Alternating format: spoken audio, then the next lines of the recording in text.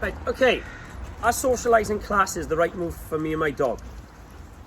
When I first started off, over 10 years ago, I would have instantly said, yes, socialising classes are great for every dog. Every dog can learn to be sociable. The same can be said about reactive dog classes where you're keeping them on the lead. But time and experience has taught me that that's not necessarily the truth.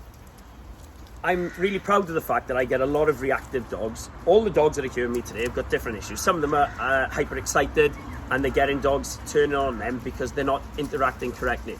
Others are reactive for whatever reason. They've lost confidence in a social setting, and some are struggling with separation anxiety, so we're trying to build their confidence away from their owners, and they've all got different things that we're working with. But as I said initially, I thought every dog can adapt. But the truth is, not every person loves every person. Not every dog loves every dog. Take my own dog, for example. Now, Stitch happened to be a single pup, so I have no doubt that had an impact. But he's the only dog that I had that my centre was open from the moment he was born.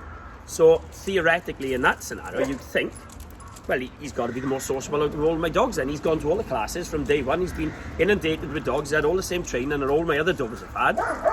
But for whatever reason, he is very headstrong with dogs. As he's matured, he's become very, very headstrong, to the point that I learned that my bond with him was starting to deteriorate because I spent the whole days that he was coming to the centre having to prevent him from just looking for trouble with other dogs and being basically a pain in the ass.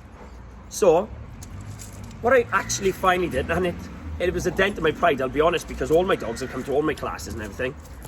What I did was I realised I was failing him. I was putting him in situations that he wasn't coping with. So what I do now is I bring him to the socialising classes, but I only have him around ones that I know he's very happy with. And for me, if he's with 5 or 6 dogs socialising happily, isn't that a lot better than putting him in with 15 dogs and him looking for different issues with 7 or 8 other dogs? So what I'm trying to say here is that if you can get your dogs into a socialising class and they're enjoying and they're thriving, some have baby steps along the way. Some of them initially come to me and they want to hide in the corner, so I've got to gradually build their... Hey, Molly! And I've got to build up their confidence by gradually introducing them to more dogs. Others come in and they're just straight into there, absolutely loving it.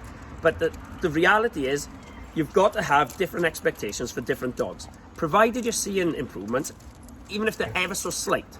That dog that was hiding in the corner that is now happy to enter the field and be with 3 dogs, that you can gradually get round 5, that you may have to take indoors away from the majority, away from all the excitement, but then they're coming in and by week 2 they start exploring the environment. They're quite happy to go and they go to the toilet quite quickly, whereas last time they were holding their bladder for a couple of hours no matter what you did to try to entice them, even though perhaps I'll take them out for a walk on their own just to give them some freedom. As long as you're seeing improvement and you can see light at the end of the tunnel, then by all means persevere with it. If you're finding that the whole scenario is extremely stressful for your dog and for you, then don't be afraid to turn around and say, this isn't for me.